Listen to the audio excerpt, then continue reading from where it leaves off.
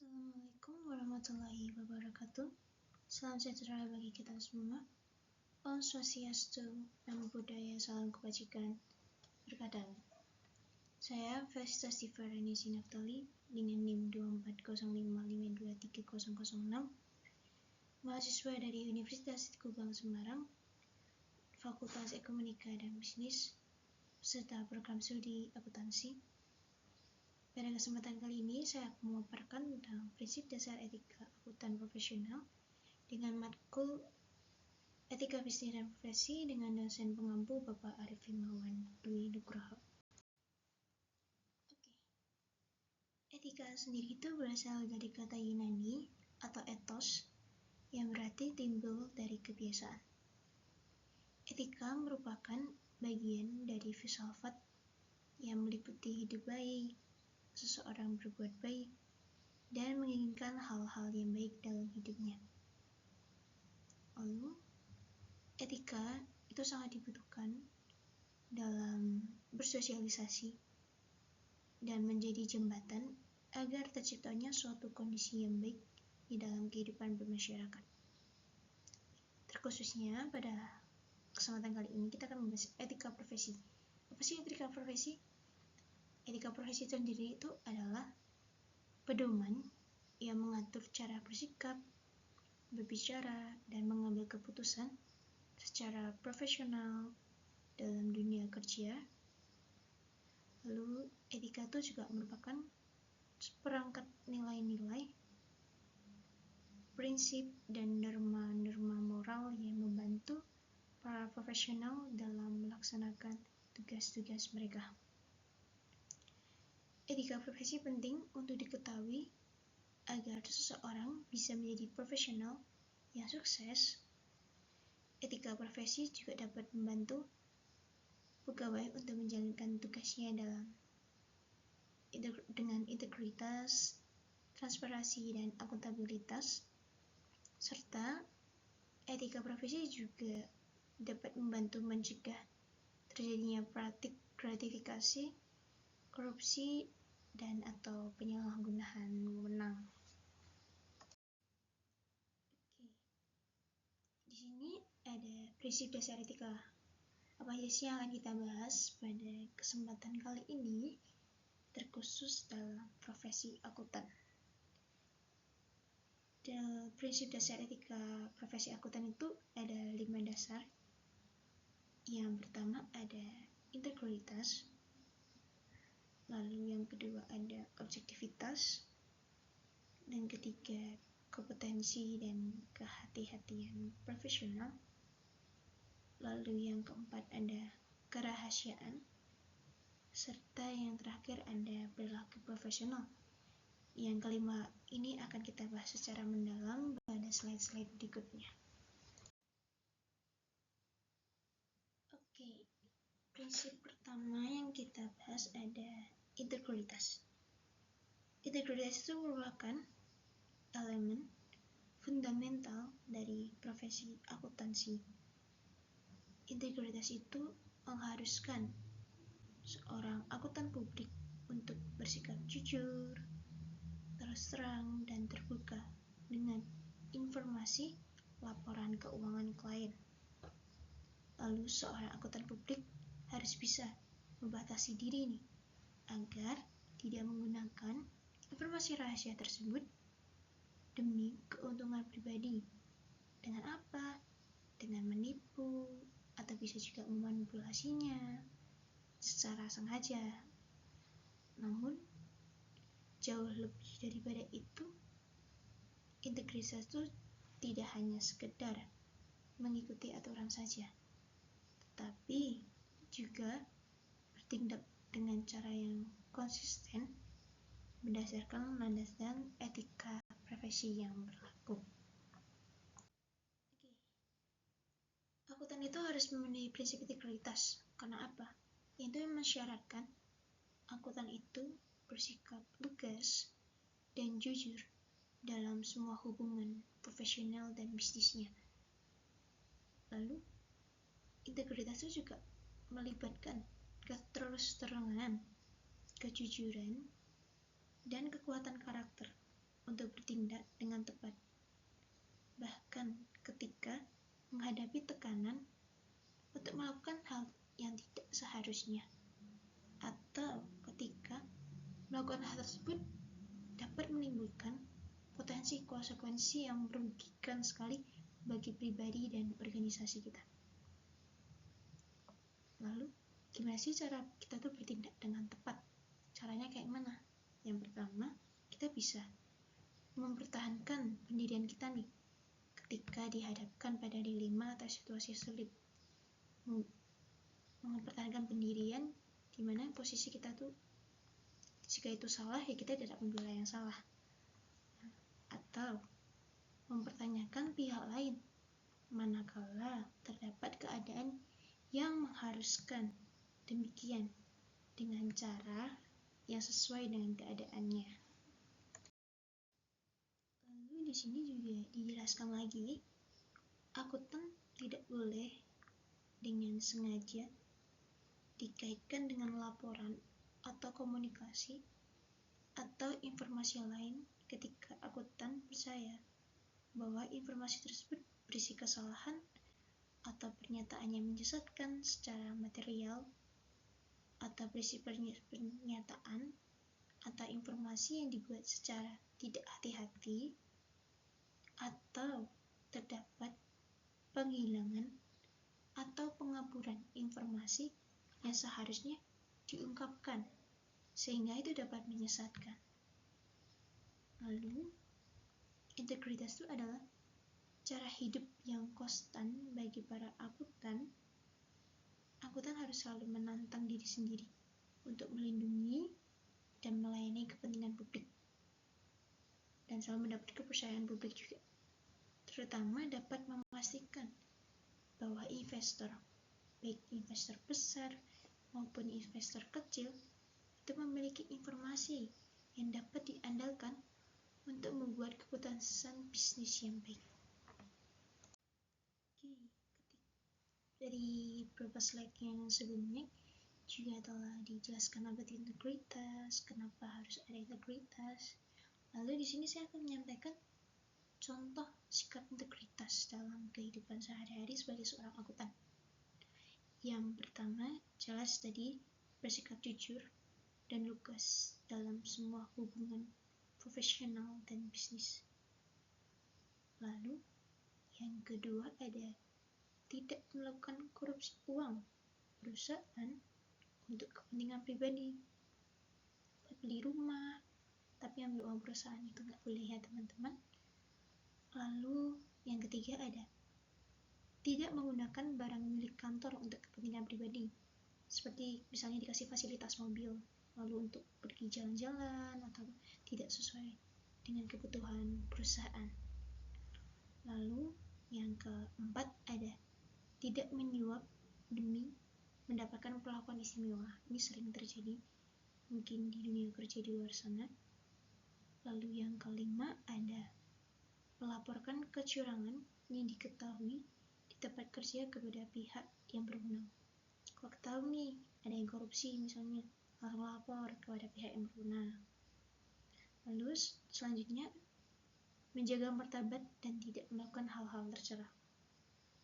Dan selanjutnya ada selalu siap bekerja dan bertanggung jawab atas semua pekerjaan yang dilakukannya. Lalu yang ada lagi itu menepati janji. Ini terus selalu datang tepat waktu. Korupsi itu juga bukan tentang uang saja, tapi tentang waktu juga. Jadi kita harus datang tepat waktu sesuai dengan jam yang telah ditentukan. Dan yang terakhir adalah memperjelas tindakan dan catatan yang ditulis setiap kali pertemuannya. Prinsip dasar etika profesi yang kedua yang akan kita bahas ada objektivitas. Bersikap objektif itu berarti membuat laporan berdasarkan bukti akurat sesuai dengan penelitian atau fakta, bukan hanya sesuai opini diri sendiri yang bersifat bias. Maksud dibalik prinsip ini adalah untuk menghasilkan laporan keuangan yang lebih relevan sehingga dapat diandalkan untuk mengevaluasi posisi keuangan dan arus kas sebuah bisnis atau sebuah perusahaan dalam memenuhi prinsip ini. Kantor akuntan publik juga biasanya membatasi layanan yang diberikan kepada seorang akuntan publik karena hal tersebut dapat membahayakan objektivitas pribadi pejabat mereka. Di sini kembali ditegaskan, objektivitas adalah menerapkan pertimbangan profesional atau bisnis tanpa dikompromikan oleh bias pribadi, benturan kepentingan, atau pengaruh, atau juga ketergantungan tidak semestinya terhadap individu, organisasi, teknologi, atau faktor lainnya. Lalu, prinsip objektivitas ini mengharuskan pribadi atau kelompok untuk bersikap adil, tidak memihak kubu lain atau kelompok lain. Lalu juga ada jujur secara intelektual, lalu tidak berprasangka buruk serta bebas dari benturan kepentingan atau di bawah pengaruh pihak lain. Prinsip objektivitas ini dalam akuntansi menyatakan bahwa laporan keuangan yang dihasilkan perusahaan harus berdasarkan bukti yang kuat, bukti yang real, nyata. Tujuannya apa sih dari prinsip ini? Tujuannya pastinya adalah untuk memastikan bahwa manajemen dan akuntansi tidak akan membiarkan opini atau bias pribadi masuk ke dalam laporan keuangan. Lalu, prinsip objektivitas ini tuh bergantung pada dua faktor, yaitu relevansi dan keandalan.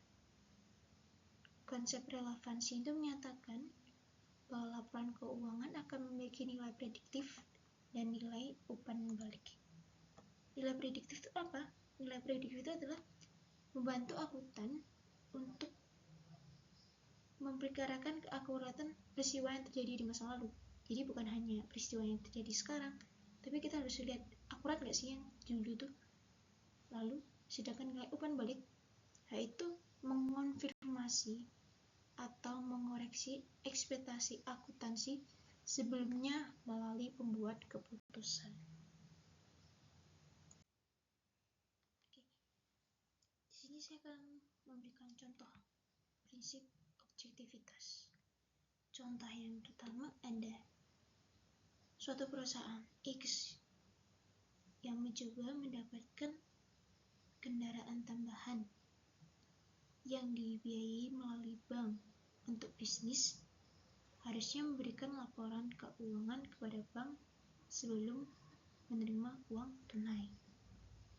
Tetapi, jika pemegang buku perusahaan memberikan laporan keuangan dalam format yang tidak diaudit sebelumnya, yang dicetak dari sistem akuntansi, bank kemungkinan besar akan menolak permintaan pembiayaan kendaraan tersebut. Kenapa? Karena prinsip objektivitasnya dilanggar, belum diaudit, udah dikasih tuh. Namun, apabila laporan keuangan disusun oleh perusahaan independen, kemungkinan besar bank akan menerima permintaannya perusahaan tersebut, karena laporan keuangan tersebut bebas dari bias dan opini pribadi. Lalu ada contoh kedua nih. Paijo adalah seorang akuntan yang bekerja di PT ABCD untuk menyiapkan laporan keuangan. Lalu ia meminta nih catatan perusahaan untuk mendukung akun hutang dan piutangnya. Tetapi perusahaan meminta kepada Paijo untuk menggunakan angka-angka yang ditampilkan dalam sistem akuntansi, tidak secara realnya. Karena katanya ini butuh banyak pekerjaan untuk mendapatkan dokumen pendukung. Nah, karena nggak mau ribet, ya udah kamu cari aja di sistem akuntansi, nanti muncul itu kok. Nah, tapi hal ini akan melanggar prinsip objektivitas karena informasi dalam laporan keuangan harus berupa catatan yang dapat diverifikasi dan dapat diandalkan ke depannya. Oke. Prinsip ketiga yang akan kita bahas adalah kompetensi dan kehati-hatian profesional. Prinsip ini tuh merupakan prinsip yang mengharuskan seseorang untuk menjaga pengetahuannya dan keahlian profesionalnya serta bertindak dengan cermat dan tekun. Tujuan dari prinsip itu apa sih? Prinsip ini tuh bertujuan untuk memastikan bahwa klien atau pemberi kerja kepada kita tuh mendapatkan layanan yang kompeten dan profesional, dapat mutu yang baik gitu. Kompetensi dan kehati-hatian profesional juga dapat diartikan sebagai menjaga pengetahuan dan keahlian profesional pada tingkat yang dibutuhkan. Dia itu juga dapat berdasarkan perkembangan praktek dan peraturan dan teknik mutakhir lainnya. Lalu juga bertindak sungguh-sungguh dan sesuai dengan standar profesi yang telah ditetapkan. Lalu bertindak tekun dan cermat sesuai teknis dan profesional yang berlaku. Kompetensi dan ini merupakan salah satu penjamin mutu dan kualitas dari seseorang profesional ke depannya. Lalu, di sini kembali dijelaskan dan ditegaskan kompetensi dan kehati-hatian profesional untuk mencapai dan mempertahankan pengetahuan dan keahlian profesionalnya pada level yang disyaratkan. Lalu, untuk memastikan juga nih bahwa klien atau organisasi tempat kita bekerja itu memperoleh jasa profesional yang kompeten. Kompetennya apa? Berdasarkan standar profesional dan standar teknis terkini serta ketentuan peraturan perundang-undangan yang berlaku, dan dia tuh bertindak sungguh dan sesuai dengan standar profesional dan standar teknis yang berlaku.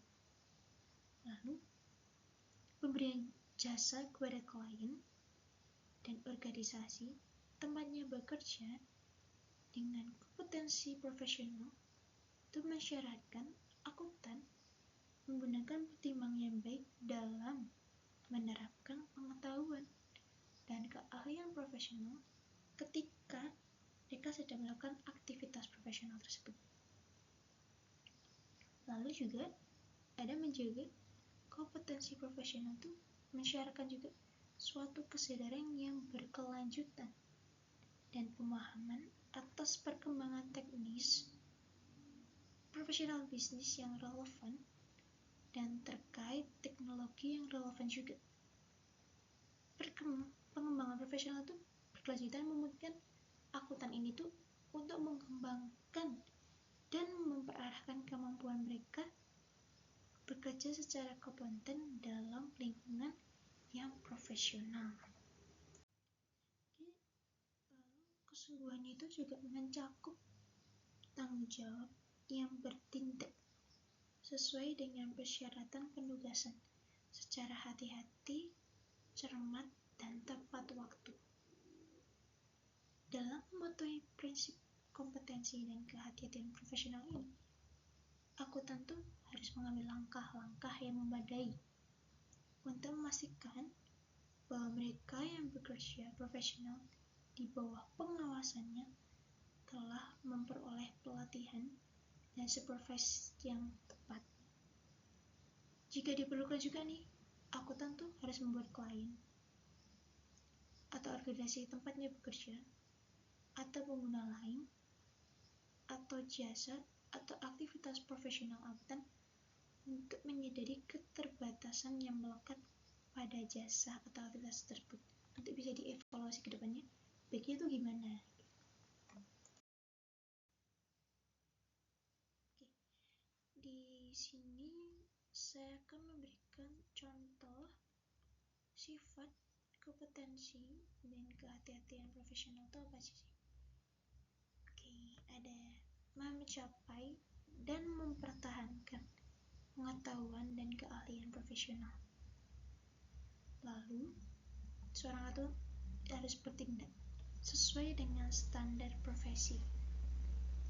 Kembali lagi itu bersikap lugas dan jujur dalam semua hubungan profesional dan bisnis. Lalu tidak membiarkan bias, benturan kepentingan atau pengaruh tidak semestinya dari pihak lain. Dua itu adalah tadi prinsip yang telah kita bahas. Lalu ada tidak terlibat dalam bisnis atau pekerjaan atau aktivitas apapun yang dapat merusak integritas kita, objektivitas kita, dan reputasi baik dari profesi tersebut. Lalu kita tuh harus berani dan kuat secara moral untuk menolak tekanan dan tetap mematuhi etika yang berlaku. Lalu memahami dan mematuhi peraturan yang berlaku dalam bidang akuntansi. Menjaga etika kerja yang tinggi dan menghindari tindakan yang berpotensi merusak citra profesi tersebut. Lalu yang terakhir ada bertanggung jawab secara profesional dengan mempertimbangkan moral dalam semua kegiatan yang dilakukannya. Oke, selanjutnya prinsip yang kita bahas adalah kerahasiaan. Prinsip ini itu adalah menjaga kerahasiaan informasi yang diperoleh dari hubungan profesional atau bisnis. Etika kerahasiaan itu merupakan salah satu prinsip dasar etika profesi yang harus dipatuhi sekali. Kenapa? Akuntan harus menjaga kerahasiaan informasi yang diperoleh dari klien, baik datanya secara sengaja diberikan maupun tidak sengaja diberikan kepada akuntan. Kewajiban ini pun berlaku juga sepanjang hubungan kerja, bahkan setelah hubungan kerja berakhir pun akuntan tuh wajib juga harus melaporkan pelanggaran kerahasiaan yang dilakukan oleh rekan kerja mereka. Ya, tadi isi jelaskan lagi bahwa kerahasiaan itu adalah menjaga kerahasiaan informasi yang diperoleh dari hasil hubungan profesional dan bisnis. Akuntan itu harus mematuhi kerahasiaan. Apa aja yang harus dilakukan oleh akuntan? Yang pertama, mewaspadai terhadap kemungkinan pengungkapan yang tidak sengaja, termasuk dalam lingkungan sosial dan khususnya kepada rekan bisnis dekat, seperti anggota keluarga inti atau kerabat dekat. Lalu, menjaga kerahasiaan informasi di dalam kantor atau organisasi tempatnya bekerja. Lalu, menjaga kerahasiaan informasi yang diungkapkan oleh calon klien atau organisasi tempatnya bekerja. Setelah itu adalah tidak mengungkapkan informasi rahasia yang diperoleh dari hubungan profesional dan bisnis di luar kantor atau organisasi tempatnya bekerja tanpa kewenangan yang memadai dan spesifik, kecuali jika terdapat hak atau kewajiban hukum atau profesional untuk mengungkapkannya. Tidak menggunakan informasi rahasia yang diperoleh dari hubungan profesional dan hubungan bisnis untuk keuntungan pribadi dan pihak ketiga. Dan juga tidak menggunakan atau mengungkapkan informasi rahasia apapun baik yang diperoleh atau diterima sebagai hasil dari hubungan profesional atau bisnis maupun setelah hubungan tersebut berakhir. Hal yang ketujuh adalah melakukan langkah-langkah yang memadai untuk memastikan bahwa personel yang berada di bawah pengawasannya serta individu yang memberi advies dan bantuan profesional untuk menghormati kewajiban akuntan guna menjaga kerahasiaan informasi. Prinsip kerahasiaan merupakan bentuk perlindungan kepentingan publik karena memfasilitasi aliran informasi yang bebas dari klien atau organisasi tempatnya bekerja kepada akuntan dengan pemahaman bahwa informasi tersebut tidak akan diungkapkan kepada pihak ketiga. Namun demikian, berikut ini adalah keadaan ketika akuntan harus mengungkapkan atau mungkin disyaratkan untuk mengungkapkan informasi rahasia atau ketika mengungkapkan tersebut mungkin layak diungkap. Lalu, pengungkapan itu ada syaratnya, misalnya pembuatan dokumen atau ketentuannya atas bukti dalam proses hukum, atau juga pengungkapan kepada otoritas publik yang berwenang atas terjadinya indikasi pelanggaran hukum. Lalu juga ada pengungkapan diizinkan oleh hukum dan diperkenankan oleh klien atau organisasi tempatnya bekerja. Kita bisa menggunakan dokumen tersebut ketika itu diizinkan oleh hukum serta klien yang kita hadapi.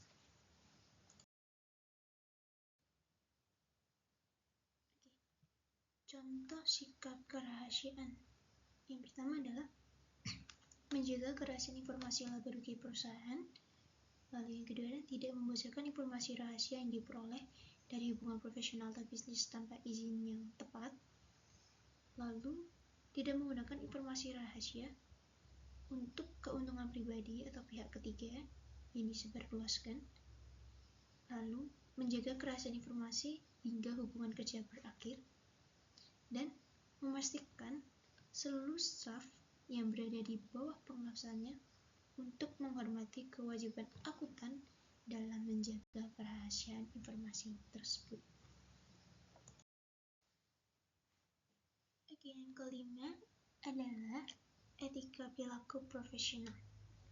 Etika ini adalah kumpulan perilaku etis yang harus diikuti oleh pelaku profesi dalam menjalankan tugasnya.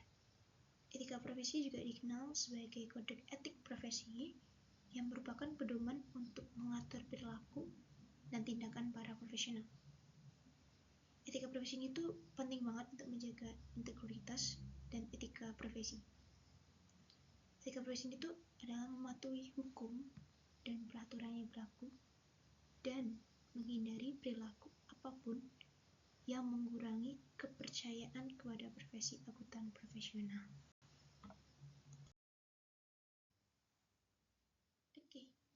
Di sini ditegaskan kembali, akuntan harus mematuhi prinsip perilaku profesional yang mensyaratkan.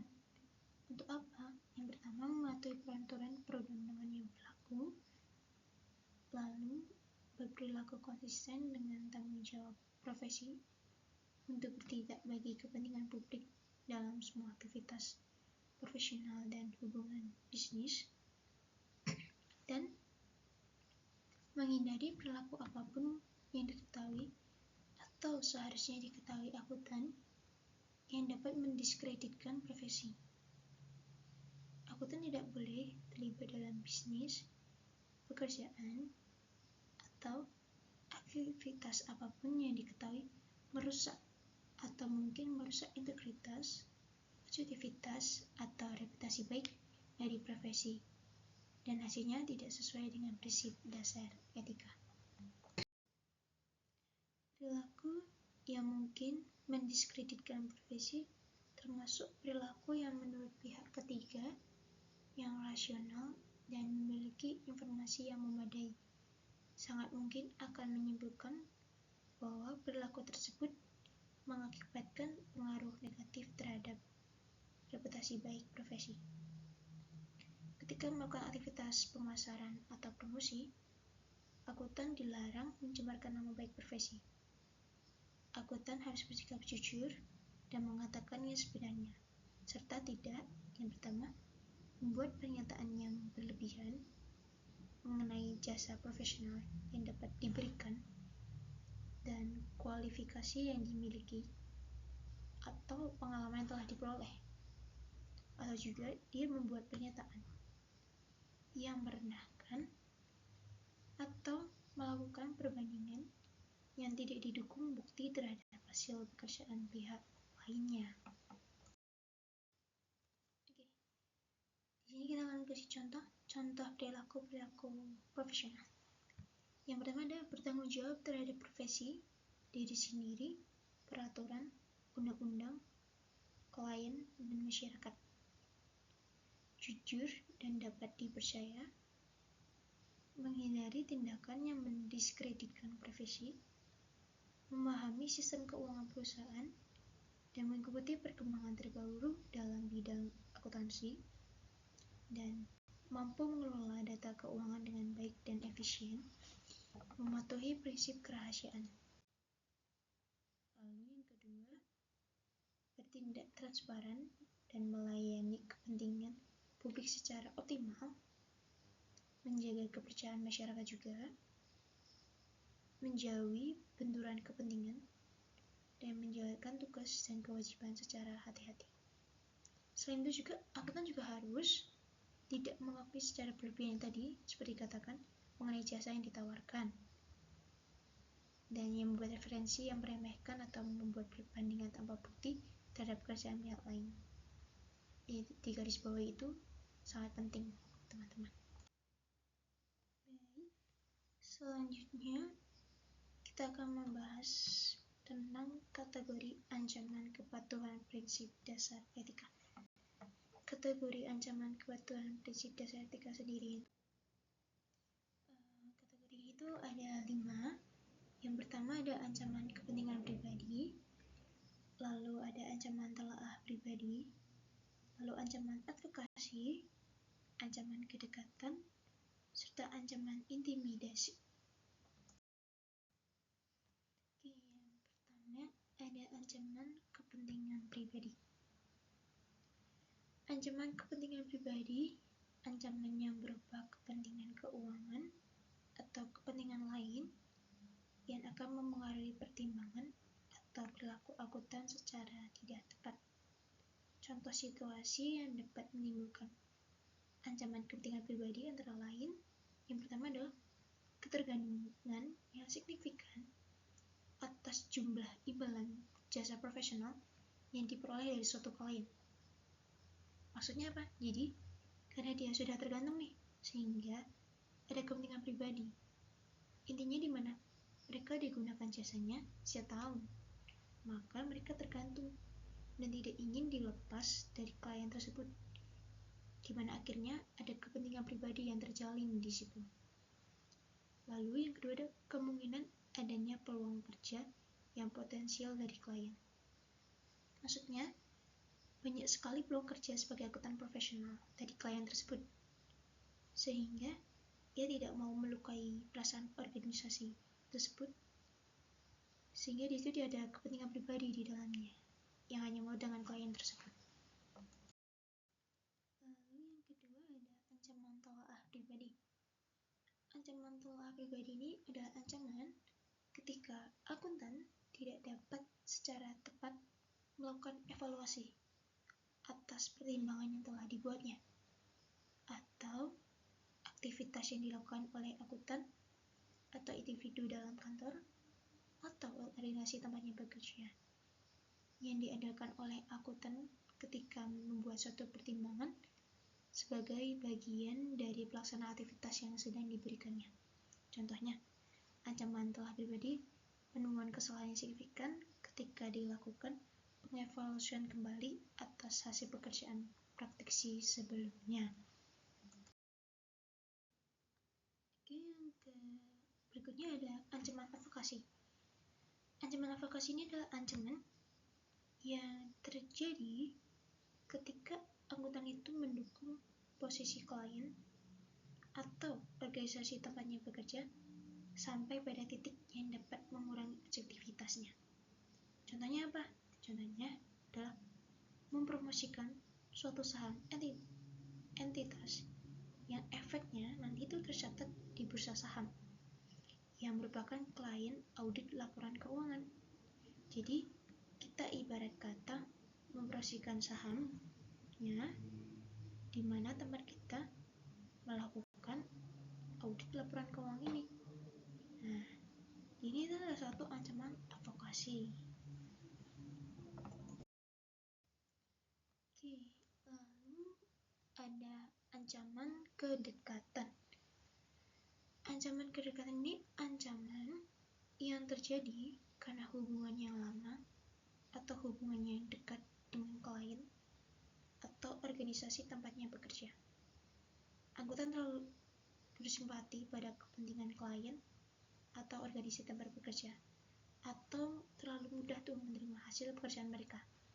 Contohnya, salah satu anggota KAP atau kantor akuntan publik merupakan anggota keluarga langsung atau keluarga dekat dari direktur klien, direktur perusahaan yang kita audit atau kita layani. Lalu hubungan yang telah berlangsung lama antara pejabat senior kantor akuntan publik atau jaringan kantor akuntan publik dengan klien, itu juga salah satu ancaman dari kedekatan itu. Lalu ada ancaman intimidasi. Ancaman intimidasi adalah ancaman yang terjadi ketika akuntan dihalangi untuk bertindak secara objektif karena tekanan yang nyata atau dirasakan pribadinya, termasuk upaya memengaruhi akuntan secara tidak semestinya. Contoh, jika kita tidak menuruti kehendak klien akan mengancam pemutusan atau penggantian akun profesional dengan melalui penekanan atas pengurangan lingkup pekerjaan dengan tujuan untuk mengurangi jumlah imbalan jasa akuntan profesional tersebut. Oke, jadi bisa kita tarik garis bahwa sesuatu keadaan itu dapat memunculkan lebih dari satu ancaman, dan satu ancaman itu bisa mempengaruhi kepatuhan tuh lebih dari satu prinsip dasar etika yang ada. Itu yang bisa kita simpulkan. Oke, sebelum terjadinya ancaman sebaiknya kita tuh mencegah dulu sebelum terjadi. Pencegahan dapat menghilangkan ancaman tersebut atau menguranginya ke tingkat yang dapat diterima dapat diklasifikasikan sebagai berikut, yaitu pencegahan yang dibuat oleh profesi, perundang-undangan, atau peraturan. Yang mencakup apa aja sih? Yang pertama, persyaratan pendidikan, pelatihan, dan pengalaman untuk memasuki profesi. Lalu ada persyaratan, pengembangan, dan pendidikan profesional berkelanjutan. Lalu ada persyaratan tata kelola perusahaan dan prosedur pengawasan dan pendisiplinan dari organisasi profesi atau regulator. Dan yang terakhir adalah penelaah eksternal oleh pihak ketiga yang diberikan kewenangan hukum atas laporan, komunikasi, atau informasi yang dihasilkan oleh praktisi tersebut. Apa sih yang mengatasi ancaman yang ada? Itu menerapkan perlindungan. Jika tidak memungkinkan untuk menghilangkan ancaman, Anda bisa menerapkan perlindungan yang efektif. Misalnya Anda bisa membatasi dan melacak penggunaan aset perusahaan. Lalu bisa mencari bantuan juga. Anda bisa menyampaikan masalah pada manajer lini Anda atau mencari bantuan dari orang lain yang dapat memberikan panduan. Bisa juga mendapatkan bimbingan atau saran dari pihak luar seperti saluran bantuan etika atau kotak masuk CIMA. Lalu mengevaluasi ancaman. Anda bisa mengevaluasi apakah ancamannya diidentifikasi berada pada tingkat yang dapat diterima. Anda bisa bertanya pada diri sendiri, apakah pihak ketiga yang terinformasi dan objektif itu setuju bahwa ancaman tersebut berada pada tingkat yang dapat diterima. lalu juga sebelumnya bisa menghapuskan ancaman atau menurunkan kadar ancaman sampai di mana ancaman itu dapat diterima. Oke, baik, materi yang dapat saya sampaikan pada kesempatan kali ini. Oke, semoga Tuhan memberkati, sehat selalu, jangan lupa like and comment. Wassalamualaikum warahmatullahi wabarakatuh. Terima kasih.